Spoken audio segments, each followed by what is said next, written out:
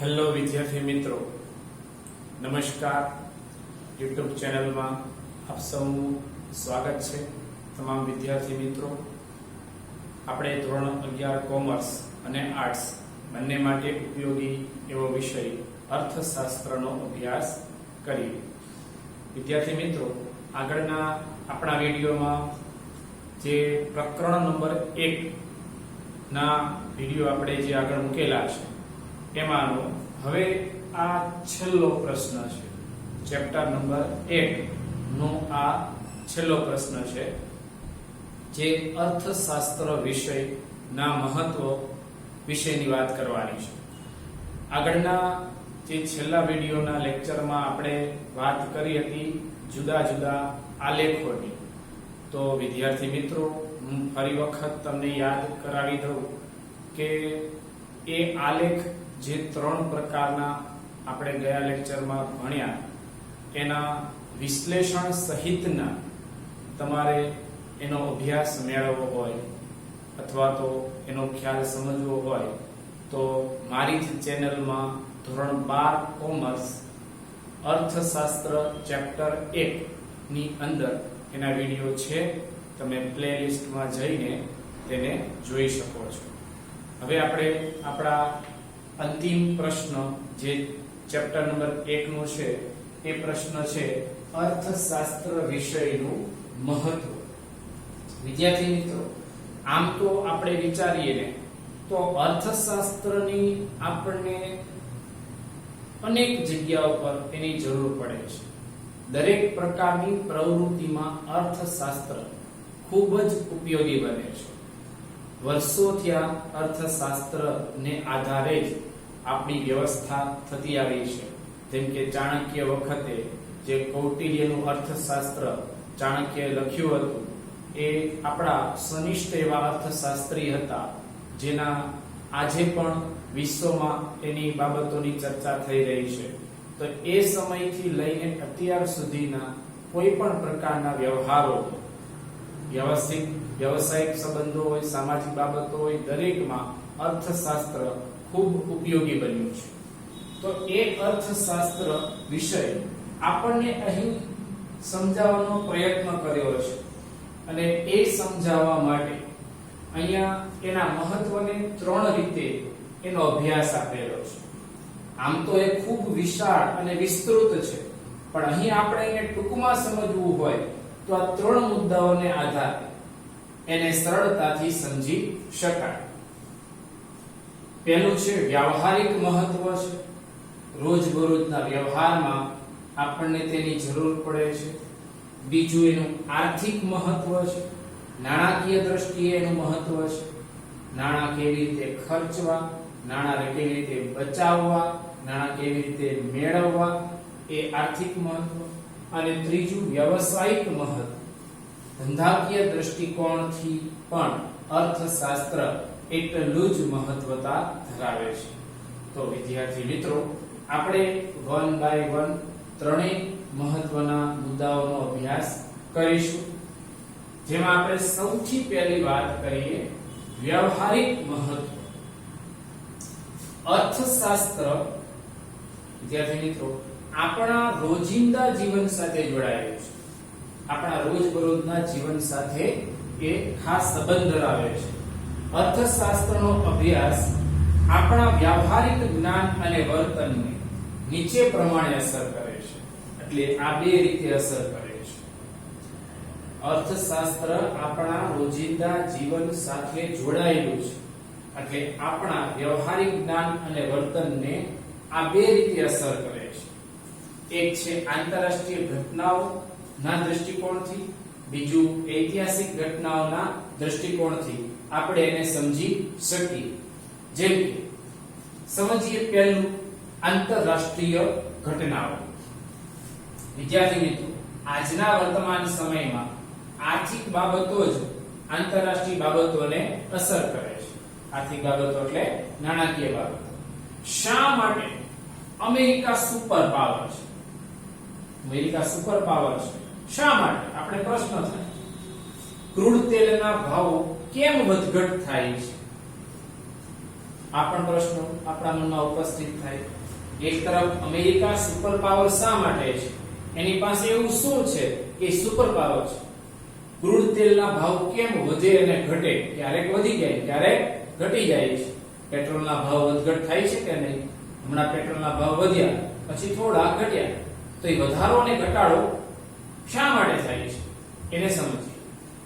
Russia અને America, ચીન અને ભારતમાં કઈ આર્થિક સમાનતા અને કયા તફાવતો છે?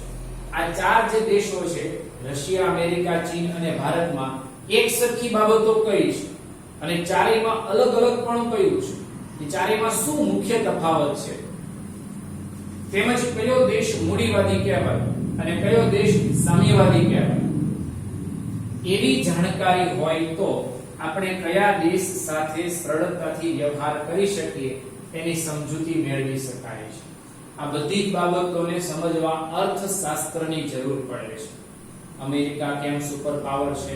તો કે ત્યાં વેપારી અને ધંધાકીય બાબતોને વધારે પ્રાધાન્ય આપવામાં આવે, સંશોધનને લગતા એકમો ત્યાં વધારે છે, રિસર્ચના કામ વધારે થાય છે, જેથી તે સુપર પાવર છે. ક્રૂડ તેલના ભાવ કેમ વધઘટ થાય છે?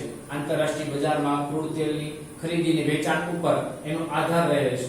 આ ઉપરાંત રશિયા, અમેરિકા, ચીન, ભારતમાં તફાવત અને સમાનતા શું છે વગેરે બાબતો. અને કયો દેશ મૂડીવાદી કહેવાય? તો અમેરિકા એ મૂડીવાદી દેશ છે અને સામ્યવાદી દેશ એટલે રશિયા એ સામ્યવાદી દેશ છે. આપણને એનો અભ્યાસ કરીએ તો ખ્યાલ આવે. તો હવે આ બધો પરિચય આપણી પાસે હોય ને તો આપણે કયા દેશ સાથે વ્યવહાર સરળતાથી કરી શકીશું એ સમજી શકીએ અને પછી તેના આધારે આપણે એની સાથે એવો વ્યવહાર કરીશું, એટલે કે એ દેશ સાથે આપણે વ્યવહાર કરી શકીએ. આવી બાબતો, આંતરરાષ્ટ્રીય બાબતો સમજવામાં ખૂબ મહત્વ અર્થશાસ્ત્ર પોતાની ભૂમિકા ભજવે છે. બીજી કેટલીક ઐતિહાસિક ઘટનાઓ છે જે પ્રાચીન સમયની થઈ ગયેલી ઘટનાઓ છે, એને સમજવું હોય ક્રમમાં તો એમાં અર્થશાસ્ત્રને વ્યવસ્થિત સમજવું પડે. જોઈએ, મરી મસાલા, તેજાના અને ગરમ મસાલાના ભાવ વધ્યા એ માટે ઇંગ્લેન્ડના વેપારીઓએ ઈસ્ટ ઇન્ડિયા કંપની સ્થાપી. ભારત સોનાની ચકલી એવું નામ હતું, કારણ કે આજથી ઘણા વર્ષો પહેલા યુરોપના દેશો સાથે ભારતનો બહુ મોટો વેપાર ચાલતો. મરી મસાલા, તેજાના, ગળી, મલમલ, સુતરાઉ કાપડ વગેરેની ભારતમાંથી બહુ મોટા પાયે ત્યાં નિકાસ થતી. હવે એ જે મરી મસાલા અને તેજાના ભાવ ખૂબ વધ્યા એટલે ઇંગ્લેન્ડમાં ઈસ્ટ ઇન્ડિયા કંપનીની સ્થાપના થઈ. વિદ્યાર્થી મિત્રો, ઈસ્ટ ઇન્ડિયા કંપની કેટલી છે? કોઈને ખ્યાલ છે?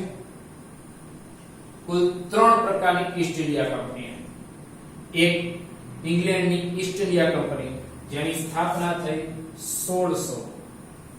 બીજી હતી 1602 માં ડચ ઈસ્ટ ઇન્ડિયા કંપની અને 1664 માં ફ્રેન્ચ ઈસ્ટ ઇન્ડિયા કંપનીની સ્થાપના થઈ. આવી 3 ઈસ્ટ ઇન્ડિયા કંપની હતી, જેમાં સૌથી મોટી અને પહેલી હતી તે હતી ઇંગ્લેન્ડની ઈસ્ટ ઇન્ડિયા કંપની, જેને ભારત પર રાજ કર્યું. એ ઈસ્ટ ઇન્ડિયા કંપની સ્થાપી અને ભારતમાં આવીને એને શું કર્યું? વેપાર કર્યો અને પછી શાસન કર્યું. એ કંપનીએ ભારતમાં વેપારના હેતુથી આવી હતી અને ખબર પડી કે ભારત બહુ સમૃદ્ધ દેશ છે, તો આમાંથી ભારતના ભોગે આપણે ઇંગ્લેન્ડને સમૃદ્ધ બનાવી શકીએ છીએ, એટલે એને ભારત પર આધિપત્ય સ્થાપવાનું નક્કી કર્યું અને શાસન કર્યું. ઈસ્ટ ઇન્ડિયા કંપનીની શાસન વૃત્તિ આવવાને કારણે રોજગારી અને ઉદ્યોગ ધંધાની પડતી થઈ તથા ઊંચા કરવેરાના ભારણથી ભારતીય પ્રજાએ અંગ્રેજોના શાસનનો શું કરવો પડ્યો? વિરોધ કરવો પડ્યો.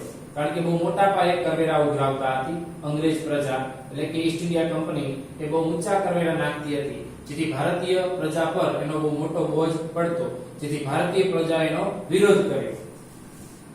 દુનિયામાં અને દેશમાં ભાવ વધારો. અહીંયા જે ઈસ્ટ ઇન્ડિયા કંપનીનો વિરોધ થયો ત્યાર પછી આપણને ખબર છે એ વિરોધ ઘણી બધી ચળવળોમાં પરિવર્તન પામ્યો. ત્યાર પછી અનેક પ્રકારના સત્યાગ્રહીઓએ સત્યાગ્રહો કર્યા. ત્યાર પછી સ્વતંત્ર સેનાનીઓ ભારતના તૈયાર થયા. આ બધા અનેક વ્યક્તિઓને કારણે આપણને અંતે 1947 માં એટલે 1947 માં આપણા દેશને શું કરવો પડ્યો? આઝાદ કરવો પડ્યો હતો. આ ઉપરાંત વાત કરીએ તો દુનિયામાં અને દેશમાં ભાવ વધારો, ઊંચા કરવેરા, અછત જેવા આર્થિક પરિબળો મોટી રાજકીય ઉથલપાથલ સર્જે છે. જેવા રાજકીય પરિબળો શું સર્જે છે? ઉથલપાથલ સર્જે છે. એ અર્થશાસ્ત્રના અભ્યાસથી આવી ઐતિહાસિક રાજકીય ઘટના સમજી શકાય છે. અર્થશાસ્ત્રનો આપણે અભ્યાસ કરીએ તો જ આ બાબતોમાં આપણને વધુ સરળતાથી ખ્યાલ આવે. તમે ધોરણ 8, 9 અને 10 ની અંદર ભારતના ઇતિહાસની વાત ભણી ચૂક્યા છો. ત્યાર પછી આંતરરાષ્ટ્રીય બજારના વેપારોની વાત ભણી ચૂક્યા છો, જેમાં તમે ખાસ યુનો ભણ્યા હશો, યુનાઇટેડ નેશન ઓર્ગેનાઇઝેશન, સંયુક્ત રાષ્ટ્ર સંઘ, જેના કાયમી સભ્યપદ 5 છે. એમાં સુપર પાવર તરીકે જે અમેરિકાને સ્થાન મળ્યું છે, મુખ્ય સંસ્થા તરીકે અમેરિકા છે. આ માહિતી આપણને અર્થશાસ્ત્રના અભ્યાસથી પ્રાપ્ત થાય છે. એટલે એનું વ્યવહારિક મહત્વ ખૂબ ઘણું બધું વધારે છે, જે આપણા વ્યવહારિક અભ્યાસમાં, વ્યવહારિક જીવનમાં એ આપણને ઉપયોગી બને છે. બીજું છે આર્થિક મહત્વ. વિદ્યાર્થી મિત્રો, આર્થિક એટલે આવકની બાબતમાં. તો અહીં એના માટે આપણને બે મુદ્દાઓ આપ્યા છે. એક રોજ બરોજના વ્યક્તિગત નિર્ણયો માટે, એટલે આપણા પોતાના નિર્ણયો માટે, અને સરકારી નીતિઓને સમજવા માટે. તો આપણે પહેલી વાત કરીશું રોજ બરોજના વ્યક્તિગત નિર્ણયો માટે. દરેક વ્યક્તિ રોજ કંઈક ને કંઈક પ્રવૃત્તિ સાથે સંકળાયેલો હોય છે. એ પછી ડોક્ટર હોય, વકીલ હોય, એન્જિનિયર હોય કે ધંધાદારી વ્યક્તિ હોય, એ કોઈ પણ વ્યક્તિ પોતે રોજ કમાણી કરવાના હેતુથી પ્રયત્નો કરે છે, કામ કરે છે, પ્રવૃત્તિ કરે છે. અને એમાંથી જે કમાણી થાય છે એ કમાણીનો પૂરેપૂરો હિસ્સો એ ખર્ચી નાખતા નથી. એ અભિનેતા હોય કે ડોક્ટર હોય, વકીલ હોય, ગાયક હોય, શિક્ષક હોય, એ દરેક આર્થિક રોકાણ કરે છે. પોતાની કમાણીમાંથી જે એક નાનો હિસ્સો વધે ને એનું રોકાણ કરે છે. સીધી રીતે આર્થિક પ્રવૃત્તિમાં ન જોડાયેલા લોકો પણ બચત અને મૂડી રોકાણ, ખર્ચ અને આવકની પ્રવૃત્તિ સાથે જોડાયેલા હોય છે. એટલે જે વ્યક્તિઓ કમાણી નથી કરતા ને એ પણ બચત અને મૂડી રોકાણ કરે છે. એ ખર્ચ અને આવકની પ્રવૃત્તિ સાથે કોઈ પણ રીતે આડકતરી રીતે જોડાયેલા જોવા મળે છે. ઇવન ગૃહિણીઓ પણ, ગૃહિણીથી માંડીને સરકાર સુધીના લોકોને પોતપોતાના આર્થિક નિર્ણયોમાં અર્થશાસ્ત્રનો અભ્યાસ મદદરૂપ થાય છે. એ પછી ઘરનો વ્યક્તિ હોય, ગૃહિણી હોય કે ઘર ચલાવનાર વ્યક્તિ હોય કે આમાંના કોઈ પણ વ્યવસાયિક વ્યક્તિઓ હોય, એને દરેકને પોતાના નાણાંનો ખર્ચ કરવા માટે, આવક મેળવવા માટે, બચત કરવા માટે આવા અનેક પ્રકારના જુદા જુદા ખ્યાલોને સમજવા અર્થશાસ્ત્રને ધ્યાનમાં લેવું પડે છે. બીજું છે નંબર 2 સરકારની નીતિઓ સમજવા માટે.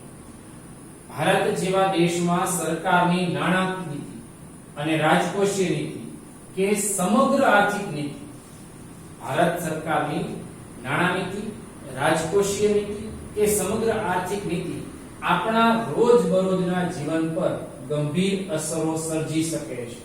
માટે જો અર્થશાસ્ત્રનો અભ્યાસ આ નીતિઓને સમજવામાં તથા તે મુજબ આપણા નિર્ણયો બદલવામાં મદદરૂપ થાય છે.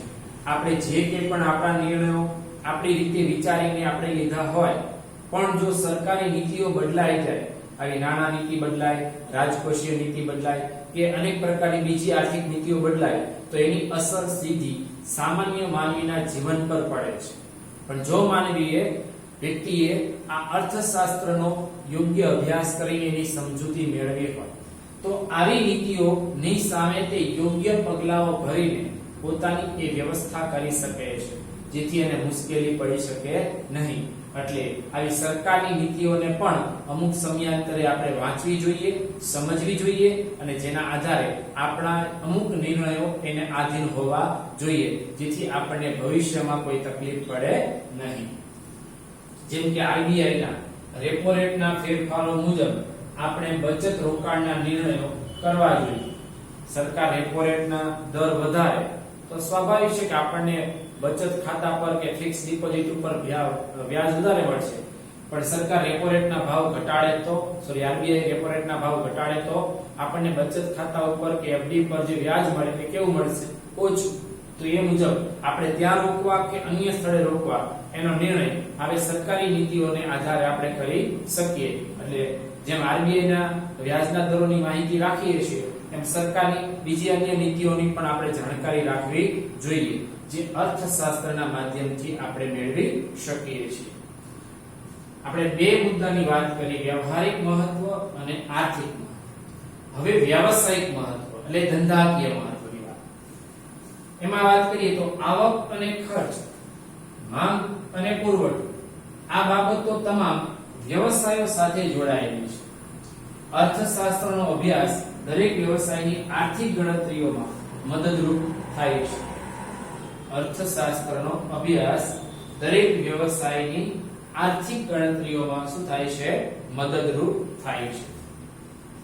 જોઈએ તો વસ્તુ કે સેવાના કિંમત નિર્ધારણ એટલે કિંમતો નક્કી કરવી. બજારમાં તમે ઉત્પાદક છો, તમારે કોઈ પણ વસ્તુનું ઉત્પાદન કરીને બજારમાં એને વેચવાનું છે, તો એ વસ્તુની કિંમત તમે કેવી રીતે નક્કી કરશો? તો એ નક્કી કરવા માટે તમારે માર્શલનો કાતરનો સિદ્ધાંત, બે પાનાવાળો સિદ્ધાંત, માંગ અને પુરવઠો. માંગ અને પુરવઠાની વર્તમાન પરિસ્થિતિને આધારે જ તમારે તમારી કિંમતો નક્કી કરવી જોઈએ, જેથી કરીને તમે બજારમાં તમારી વસ્તુઓને વેચી પણ શકો અને નફો પણ કરી શકો. સાધનો તથા કાચા માલના ખરીદ વેચાણની પ્રવૃત્તિઓ, શ્રમિકો કે કર્મચારીના વેતન નક્કી કરવા, આવી તમામ બાબતોના નિર્ણયોમાં અર્થશાસ્ત્ર અભ્યાસ મદદ થાય છે. અર્થશાસ્ત્રનો અભ્યાસ મદદ કરે છે. જેમ કે તીવ્ર સ્પર્ધાવાળા બજારમાં કિંમત ઘટાડવાથી ગ્રાહકોને આકર્ષી શકાય છે. એ આપણો નિર્ણય છે. એ બજારની પરિસ્થિતિને આધીન આપણે નક્કી કરી શકીએ કે બજારમાં હરીફાઈ તીવ્ર છે કે ઓછી છે, એના આધારે આપણે કિંમતો નિર્ણય લઈએ છીએ. આ બાબતોને આધારે બજારમાં દરેક ધંધાદારી પેઢીઓ પોતાના ધંધાની જે સગવડતા છે એ મુજબ પોતે નિર્ણયો લેશે અને કોઈ પણ રીતે ધંધાને ટકાવી રાખવાનો પ્રયત્ન કરે છે. આગળ વાત કરીએ તો અર્થશાસ્ત્ર એ મૂળભૂત રીતે આર્થિક નિર્ણયો કરવામાં મદદરૂપ થતું શાસ્ત્ર છે. અર્થશાસ્ત્ર મૂળભૂત રીતે આર્થિક નિર્ણયો કરવામાં મદદરૂપ થતું શાસ્ત્ર છે અને તેનું વ્યવસાયિક મહત્વ છે. આ આર્થિક જગતમાં માણસના મુખ્ય 3 સ્વરૂપ છે. આર્થિક જગતમાં માણસના મુખ્ય કેટલા સ્વરૂપ છે? 3. કાં તો એ ગ્રાહક તરીકે હોય, કાં તો એ ઉત્પાદક તરીકે હોય અને કાં તો એ શ્રમિક તરીકે હોય. એ 3 માંથી કોઈ પણ ભૂમિકામાં માનવી હશે. ગ્રાહક, ઉત્પાદક કે શ્રમિક, કોઈ પણ ભૂમિકામાં માનવી હશે તો એ ત્રણેય સ્વરૂપમાં એને ઓછામાં ઓછું ચૂકવી વધુમાં વધુ લાભ, ઓછું ચૂકવીને વધુ લાભ મેળવવાનો પ્રયત્ન કરવાનો છે. અને તેમાં આર્થિક સિદ્ધાંતો એને અહીંયા મદદ કરે છે કે બજારમાંથી ઓછામાં ઓછા ખર્ચે એ વધુને વધુ મેળવી શકે.